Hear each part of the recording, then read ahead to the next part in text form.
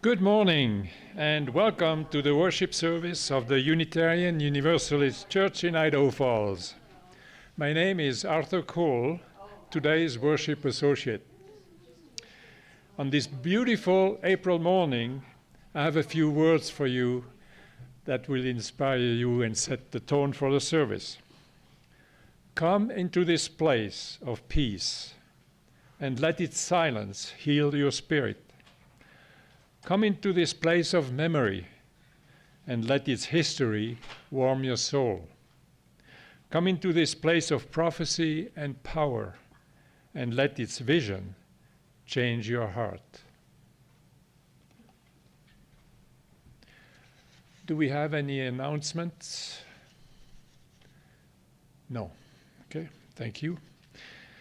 Please note that if you have joys, concerns, sorrows, and milestones that have affected your life in the recent past and that you would like to share with the congregation, you can do so by filling out some slips of paper that are located at the entrance of the sanctuary, or by posting them in the chat box on the right of the screen if you're joining us virtually. Thank you. Today we'll not have a dedicated time for an offering, but encourage you to sustain and strengthen this church by making a contribution. You can either drop your contribution into the basket at the entrance of the sanctuary, or you can mail a check to the church at P.O. Box 50376 in Idaho Falls 83405. Or by going to the church's website at idahofallsuu.org, in the connection menu, click on Donate to get to the contributions page. Thank you.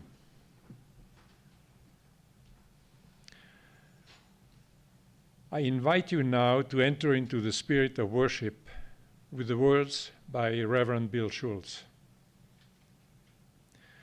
May we be reminded here of our highest aspirations and inspired to bring our gifts of love and service to the altar of humanity. May we know once again that we are not isolated beings, but connected in mystery and miracle to the universe, to this community, and to each other.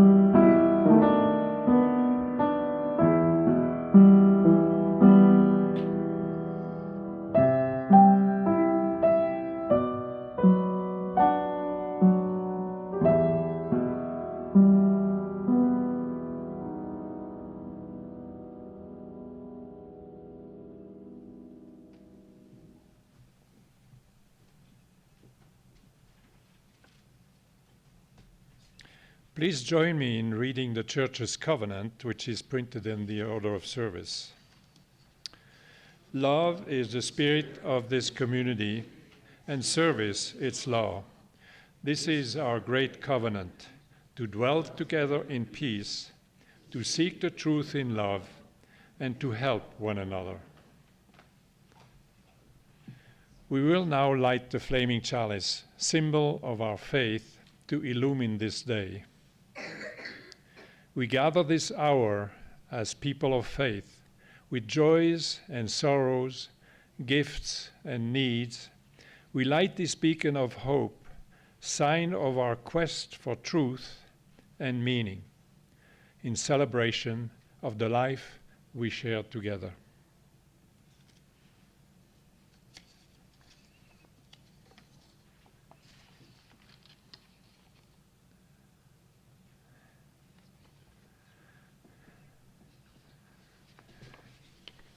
Is he coming?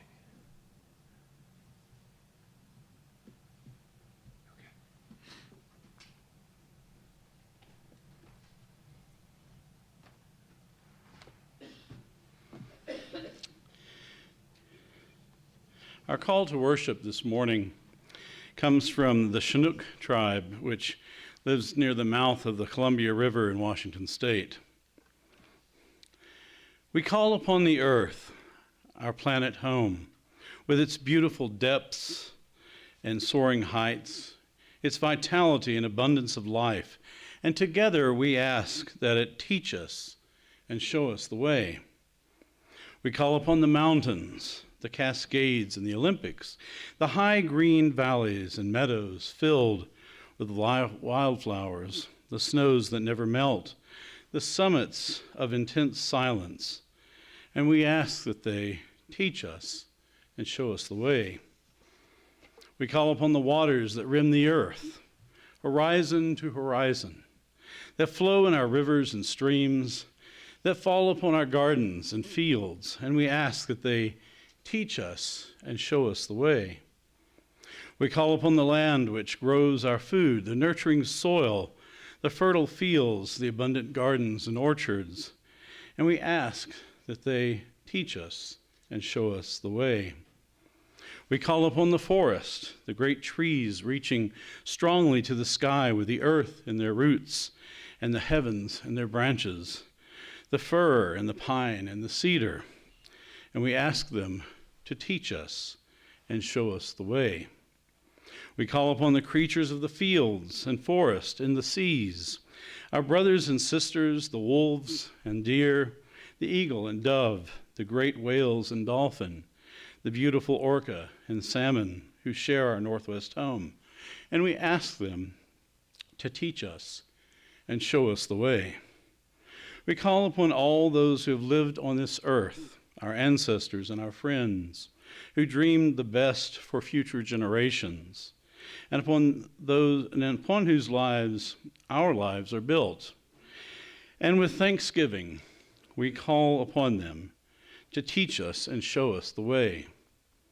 And lastly, we call upon all that we hold most sacred, the presence and power of the great Spirit of love and truth which flows through all the universe, to be with us, to teach us, and show us the way. I invite you to enjoy our opening hymn, number 44, We Sing of Golden Mornings.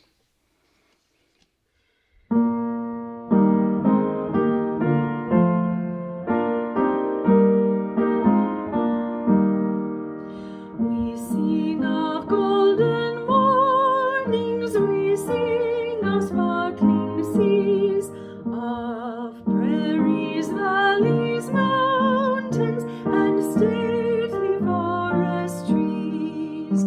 We sing the flashing sunshine and life bestowing rain, of birds among the branches and springtime come again. We sing the heart courageous, the youthful eager mind.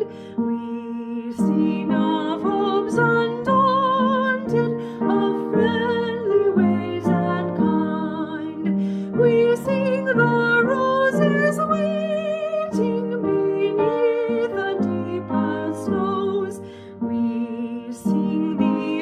His great splendor, whose beauty round us goes.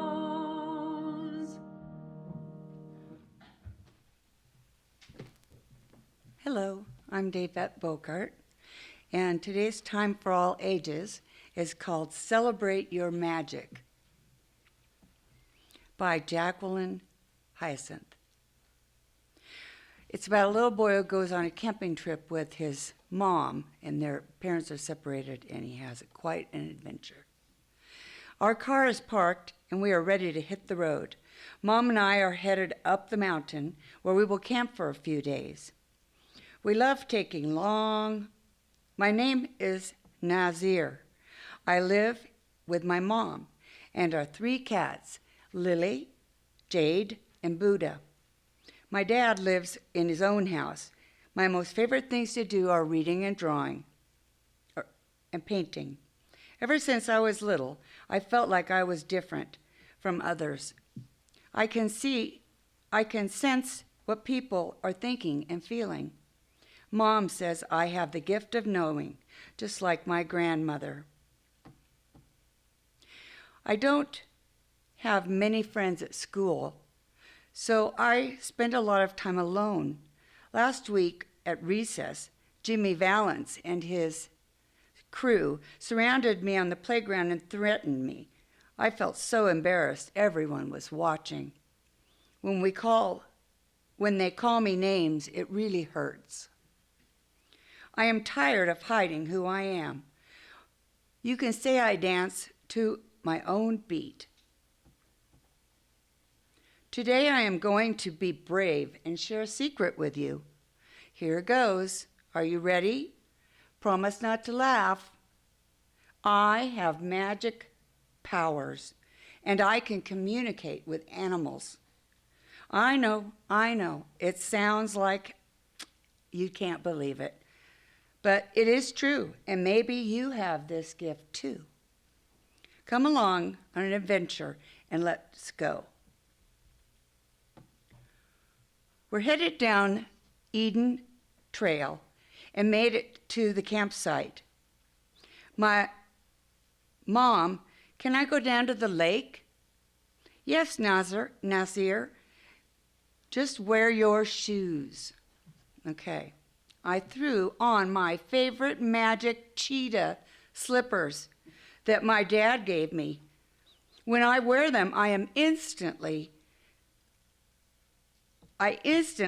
have more courage, and I feel like I can do anything. I become mystical magician. Any fears disappear, and my spirit comes alive with adventure. Do you have something that you wear that makes you feel like you can do anything? Well, he heads into the forest. As I approached the lake, I saw a family of white swans gliding across the water. They were so majestic. I opened my heart, closed my eyes, took a deep breath, and from inside my body, I called to the swans to come to me. Within seconds, one of the swans was at the water's edge. He motioned me with his neck to get on his back. As we drifted across the water, his feathers were warm and soft, and our hearts became one. All my worries disappeared. After a magnificent ride, he dropped me at the shore. He said, "My name is Signa. Whenever you need me, all you need to do is call upon me with your heart.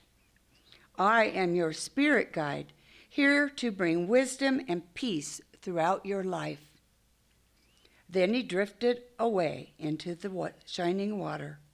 While walking back to the campsite, I heard howling coming from the woods. Within moments, a family of wolves surrounded me. I was frightened, but I knew I couldn't outrun them, so I had to stand my ground. I took a deep breath, looked down into at my magic slippers, and began to growl and stomp my feet. The alpha wolf stepped forward and encircled me, sniffing me out. Our eyes met, and a fire ignited in my body. The wolves howled, woo, woo, woo, and I howled, woo, woo, woo. There was a power growing deep within me, a confidence I never had before. The she-wolf licked my face and said, "You have demonstrated bravery. You are one of us now. My name is Leto, and I am the guardian of children. If you ever feel afraid, all you have to do is call upon me with your heart. I am your spirit guide, here to bring fierce courage and empowerment to guide you through your life." Then the wolves disappeared into the night light. I heard the branches shaking in the tree above me. A monkey swung down from one of the limbs and touched my face. Then an even bigger monkey hooted and jumped toward me. He pulled me up, and we sat together in the tree.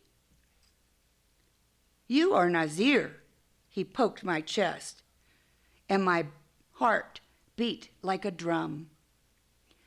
The panther told me of a prophecy.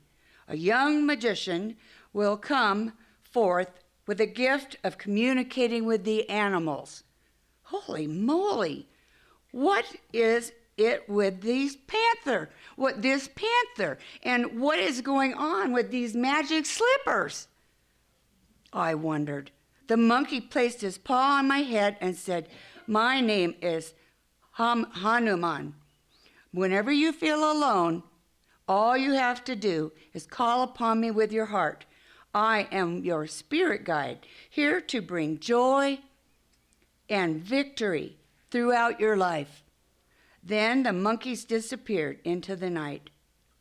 Then he's walking along with his mom, who had told him, "You have a heart that can hold the whole world." And as they walked along, hang on a second. As they walked along,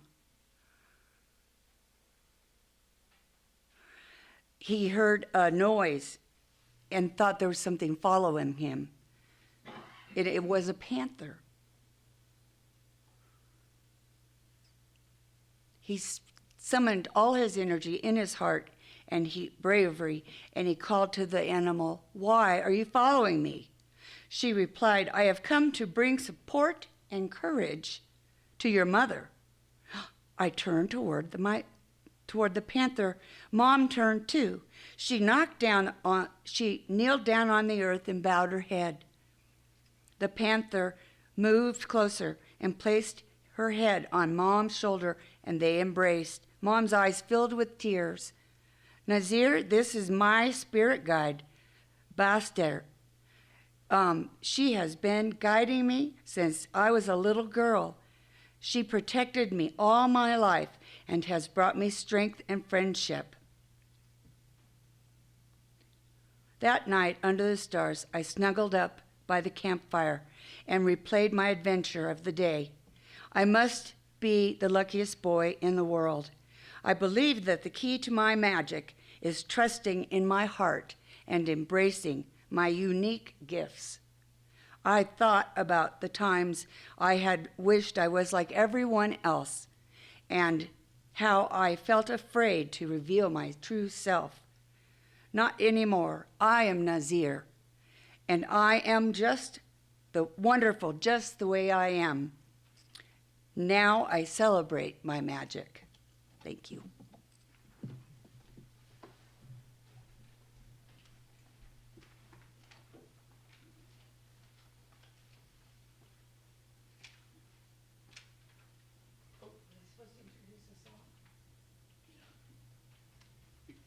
We have children. I thought we were going to have a hymn to sing them out with. Oh, I like that.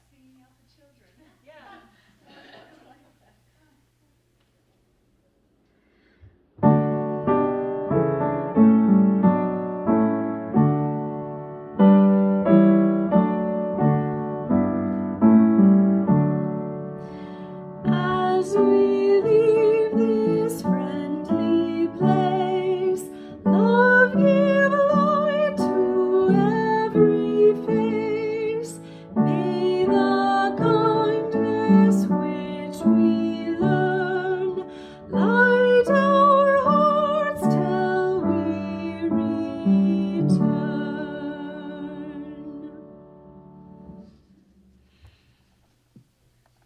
We now dedicate time to our joys, concerns, sorrows, and milestones, a time to share with this religious community events that have affected your life in the recent past and to speak out for those we want to hold in our thoughts. I have two here, one from Victoria. Spring is here. Daffodils in the front yard are the result of my mother's long ago planting. I hope for rain to nourish more flowers.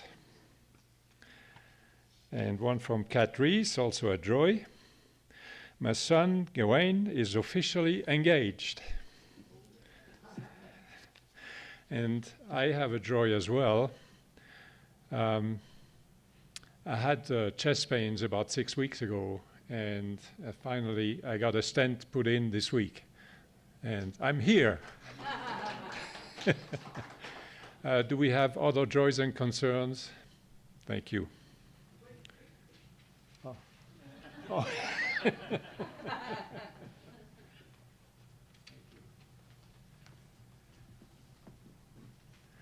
Leila Chambers, a joy. Anita Carpenter has moved to Promontory Point and would love visitors. Her room is 107. 107. Thank you. We light one last candle to lift up these joys and concerns, as well as the ones that remain in the silence of our hearts.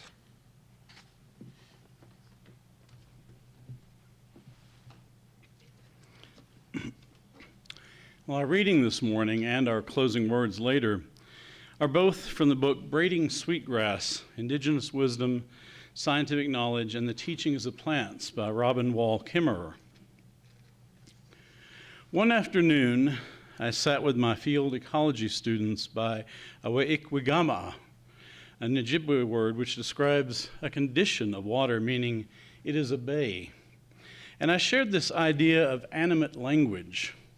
One young man, Andy, splashing his feet in the clear water, asked the big question.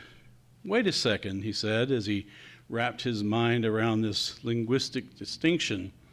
Doesn't this mean that speaking English, thinking in English, somehow gives us permission to disrespect nature?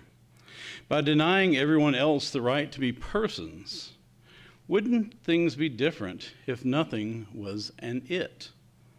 Swept away with the idea, he said he felt like it was an awakening to him, more like a remembering, I think. The animacy of the world is something we already know, but the language of animacy teeters on extinction, not just for native peoples, but for everyone. Our toddlers speak of plants and animals as if they were people, extending to them self and intention and compassion, until we teach them not to. We quickly retrain them and make them forget. When we tell them that the tree is not a who, but an it, we make that maple an object. We put a barrier between us, absolving ourselves of moral responsibility and opening the door to exploitation. Saying it makes a living land into a natural resource. If a maple is an it, we can take up the chainsaw. If a maple is a her, we think twice. Another student countered Andy's argument, but we can't say he or she. That would be anthropomorphism. They are well-schooled biologists who have been instructed to, in no uncertain terms, never to ascribe human characteristics to a study object to another species. It is a cardinal sin that leads to loss of objectivity. Carla pointed out that it is also disrespectful to the animals. We shouldn't project our perceptions onto them. They have their own ways. They're not just people in furry costumes. And he countered, but just because we don't think of them as humans doesn't mean they aren't beings. Isn't it even more disrespectful to assume that we are the only species that counts as persons? The arrogance of English is that the only way to be animate, to be worthy of respect and moral concern, is to be human. I invite you to enjoy our next hymn, number 76, For Flowers That Bloom About Our Feet.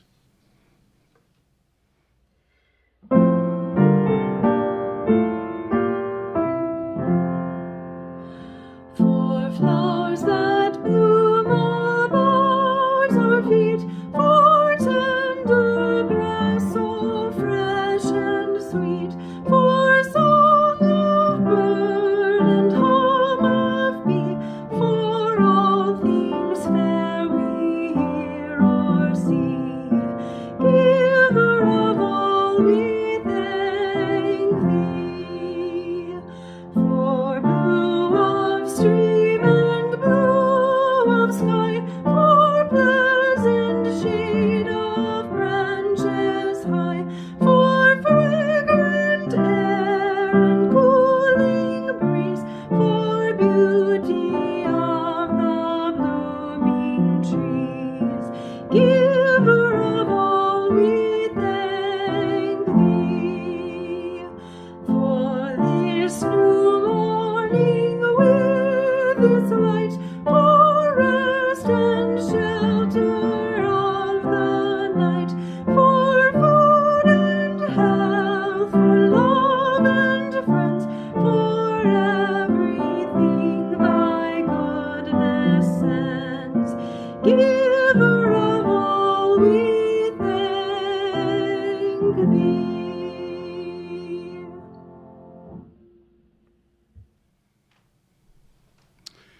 When European and American scholars first began to seriously study the incredible diversity of the world's religions and spiritualities in the 19th century, the word animism became part of the lexicon, and it generally referred to nature-oriented spiritual teachings and practices among indigenous tribes or rural people who are often poorly educated from an urbanized Western perspective.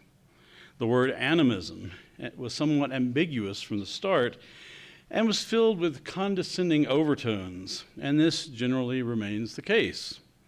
Animism is often used to describe spiritualities that are seen as, quote, primitive or unscientific, a catch-all term for those that lack the formality of what we normally think of as religions. Though historically, there have been animistic religions in some civilizations that were as institutionally formal and ritually elaborate as any contemporary religious tradition. And in fact, you could argue that an element of animism still exists in many of the world's largest religions, which have billions of followers, especially among the Eastern religions such as Hinduism, Buddhism, Sikhism, and Jainism. On the other hand, one could argue that it is problematic to compare any form of religion with the spirituality of a group of indigenous people, because there is typically little separation between their ordinary routines of daily living and the spirituality that permeates their worldview. They have rituals and beliefs too, but there is rarely a church or formal worship practices. Rather, they are attuned to a relational spirituality that exists in every moment. Trying to analyze indigenous spirituality exposes our own settler colonist Euro-descended bias. The term lifeway has been suggested to describe the spiritually integrated way of living, and I like that term. And of course, there are examples of animistic spirituality everywhere in between the lifeways of tribal societies and formal religious practices and doctrines.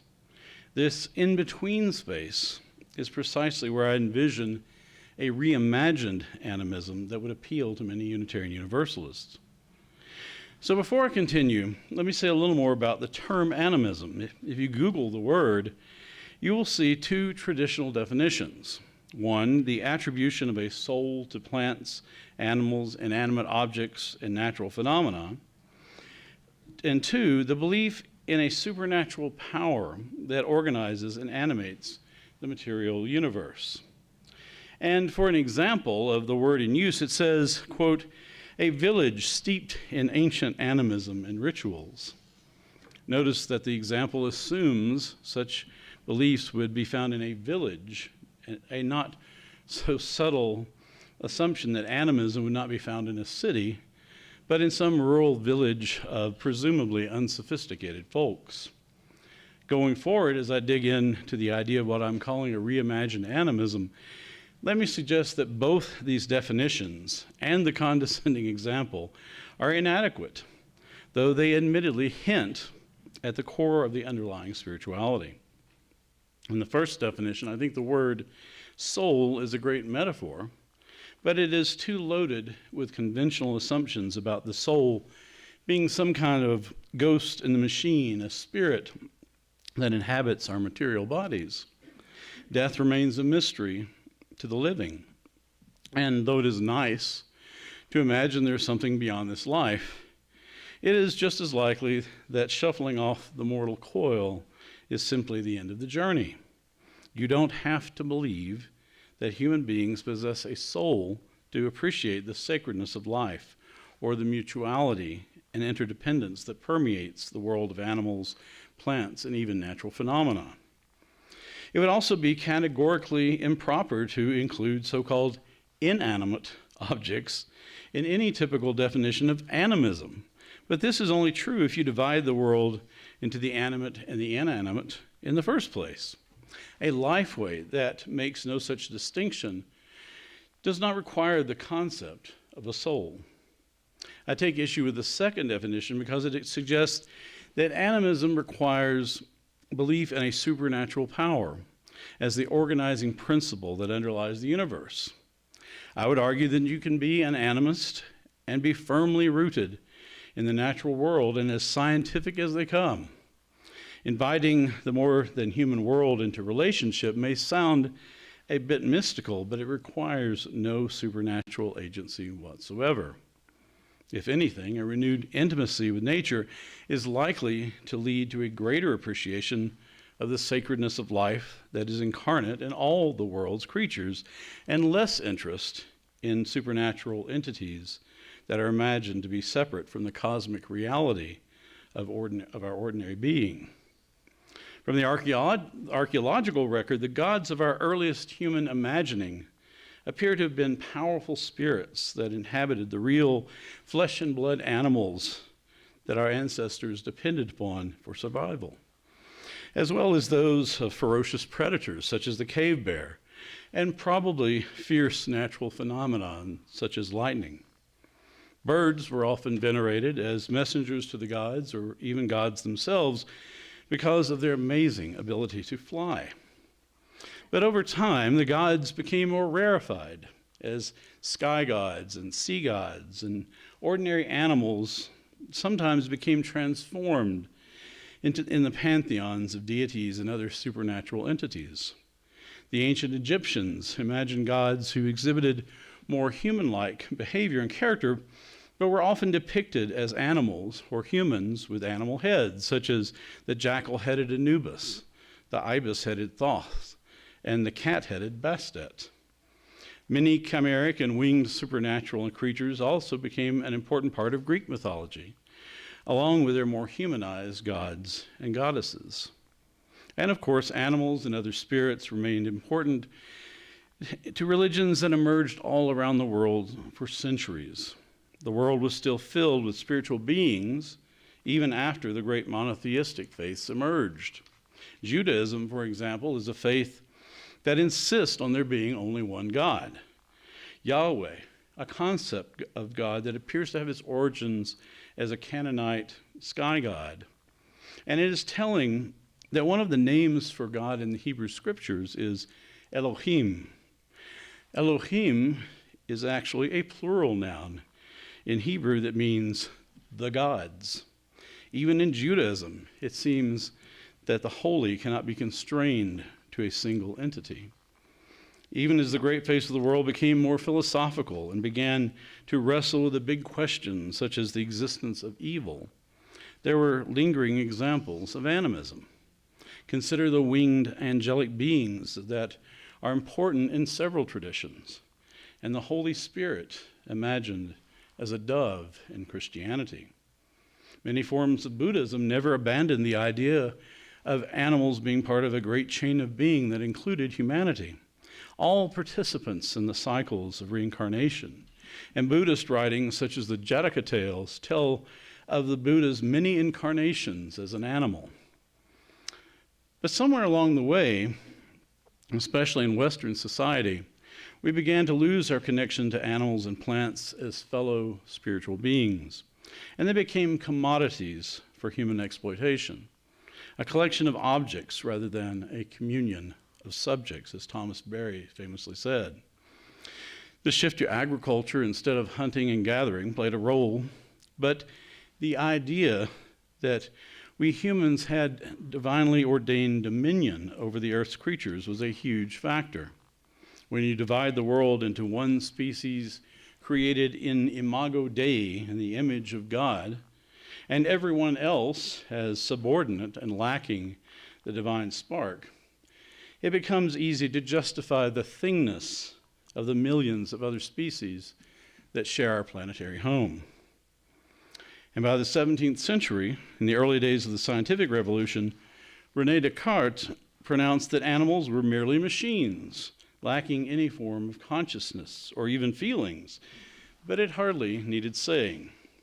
Such was the assumption in Western culture, whether one believed in God as an intimate daily reality or the clockmaker God of the deist who simply assembled the parts, wound the key, and stepped back to let the universe do its thing.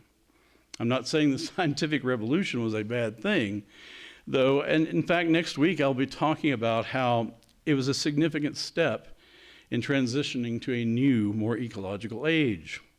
What I am saying is that in the Western society into which all of us were born, one of the barriers to reimagining animism as part of a spiritual path is the reductionism and conceptual biases that have emerged from the last 5 centuries of science. As a biologist, this is a topic that Robin Wall Kimmerer often discusses. In her book, Braiding Sweetgrass, she writes about her efforts to learn her ancestral Ojibwe language at a time when only 9 fluent speakers were known to remain, and how the words in ancient Native American languages that exist that simply do not have any English equivalent. They are concepts that mostly concern the natural world or the human-nature relationship, and they may have once had parallels in ancient European languages, but they have long been lost in their contemporary forms. One such word she describes is popoi, which refers to the power that causes mushrooms to spring up overnight from the earth. Words like these display an intimacy with nature that evolved over millennia of living in close relationship with the earth and its creatures. As Kimmerer described in our reading, in technical terms, the degree of aliveness associated with a noun is called animacy. And in cultures whose language has a high degree of distinctive animacy, studies have shown that it is a concept that humans began learning at an age as early as 6 months. As she notes, children are born with an inherent sense of everything around them being persons. and then are taught to differentiate the degree of animacy their culture has associated with objects, plants, and animals. Animacy also bleeds over into gender distinctions of pronouns, how strong he, she, it defines identity. And since our experience of the world is limited to the concepts we learn to make meaning of the sensory inputs that flood into our brains, the constraints of language make it hard to break familiar barriers in the degree of animacy we have learned, but it can be done. If we seek a spirituality that reconnects us with the world as a communion of subjects, inviting the greater than human world into a more mutual relationship, we will have to evolve, or more accurately, rediscover that the animacy that allows us to see nature as full of fellow spiritual beings with their own degree of consciousness and inherent worth. I've been thinking about rediscovering this kind of animism over the last several years as I've tried to refine my own religious naturalist theology. I have read and continue to read lots of books and articles about communicating and connecting with the natural world and the ways trees and other creatures communicate among themselves. I've also read several books on what has become known as TEK, that's T-E-K, which stands for Traditional Ecological Knowledge, the ecological knowledge of indigenous people that has been passed down for generations and often provides better insights into the flora and fauna of their region and better approaches to managing it. I even completed a graduate certificate course in ecopsychology that explored many diverse ideas about the human-nature relationship. But while I love birds and all sorts of wildlife, and I love being in the forests and meadows surrounded by ferns, wildflowers, lichens, mosses, and mushrooms, I feel I'm only beginning to learn how to truly invite my fellow creatures into relationship. I certainly appreciate their beauty and the joy of being among them, but I lack a practical means of communicating with them through their own language, understanding their voices and gestures, or their mycelial networks in complex biochemical exchanges. I do receive chemical signals from some evergreens and plants that I am sure have physical or mental health benefits, as studies are showing, but these really feel more like a gift from them rather than hearing them or communicating with them. Some people claim to be earth empaths who feel keenly attuned to the natural world and respond positively or negatively to what is happening around them, or even to the earth herself. But this has not been my experience, despite spending more time in nature than most people do in the developed world. Today, in fact, marks the 30th anniversary of the day my wife and I began hiking the Appalachian Trail in 1992, spending most of the next over 5 months that year in the eastern forests. I'm not willing to discount the experiences of earth empaths, but despite a few profound spiritual moments I felt on the trail, I don't think I ever experienced a sense of the web of life trying to communicate with me. I did learn to be more observant, for example, noticing ants moving their eggs to higher ground just before a rainstorm, but perhaps I was simply not open to deeper listening at that time, too preoccupied with the adventure and the logistics of the hike. 5 months in the woods was a profound, life-changing experience, and I've spent many more nights and days since, but I can only imagine a lifetime spent more intimately with nature, or being born into such a lifeway. Jane Goodall said, "If you look into chimpanzees' eyes, you know you're looking into a thinking mind. They teach us that we are not the only beings with personalities, minds capable of rational thought, altruism, and a sense of humor. That leads to a new perspective for other animals, respect for the environment, and respect for all life. If we want to live and to invite the greater than human world into mutual relationship, and meaning making, spending time in nature and engaging with other animals is a good start. We may not have the luxury of living among a troop of chimpanzees, but maybe we can start by experiencing the heartfelt power of a dog's gaze, a power so strong that science has shown there's a mutual release of the neurotransmitter and hormone oxytocin when we meet the gaze of our beloved furry companions. It is a powerful hormone associated with feelings of love, trust, and empathy. Our last dog, Holly, had such a powerful gaze we started calling it her sweet vision. And I have little doubt that our new puppy, Atka, will have similar powers with her beautiful hazel eyes if she ever slows down enough to gaze. It seems more natural, I think, to think of our companions as persons, and it is frankly hard to imagine them as things. The reimagined animism I am suggesting is based on respect for the more than human world and nurturing greater attentiveness with all our senses.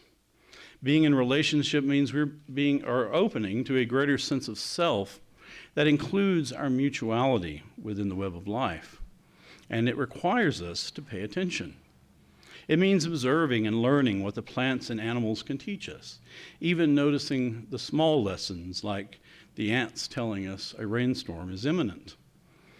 There will always be a degree of mystery in our interaction with nature, no matter how much data we collect in our observations. But this is just part of the messiness that comes with relationships.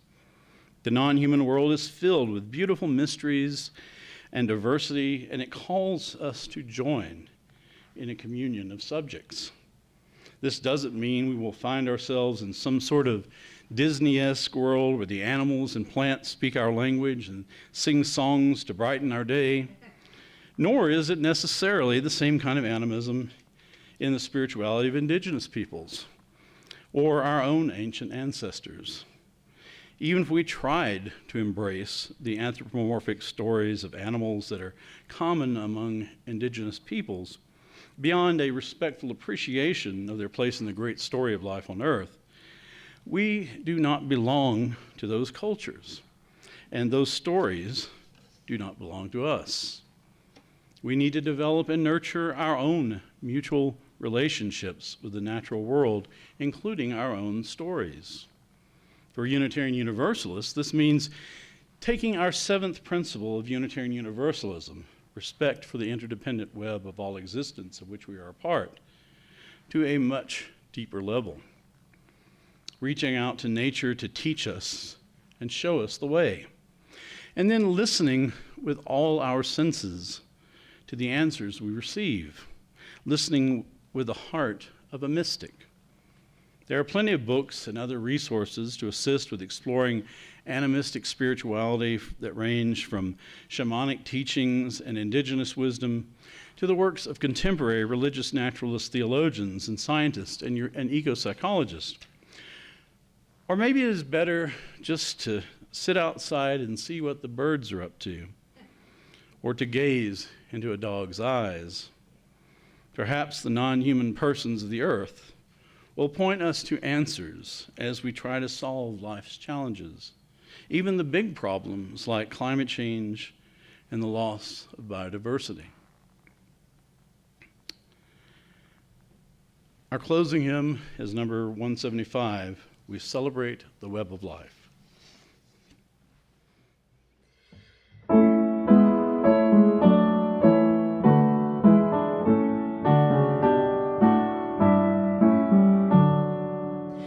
We celebrate the web of life, its magnitude we sing, for we can see divinity in every living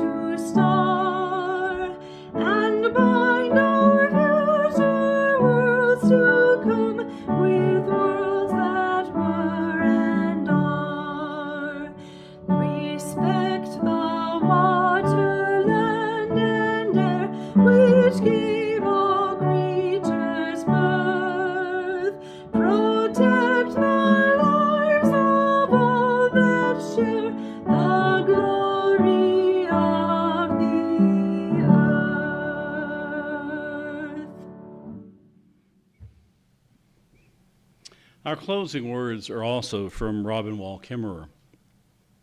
Imagine walking through a richly inhabited world of birch people, bear people, rock people, beings we think of and therefore speak of as persons worthy of our respect, or of inclusion in a peopled world. We Americans are reluctant to learn a foreign language of our own species, let alone another species, but imagine the possibilities. Imagine the access we would have to different perspectives, the things we might see through other eyes, the wisdom that surrounds us. We don't have to figure everything out by ourselves. There are intelligences other than our own, teachers all around us. Imagine how much less lonely the world would be.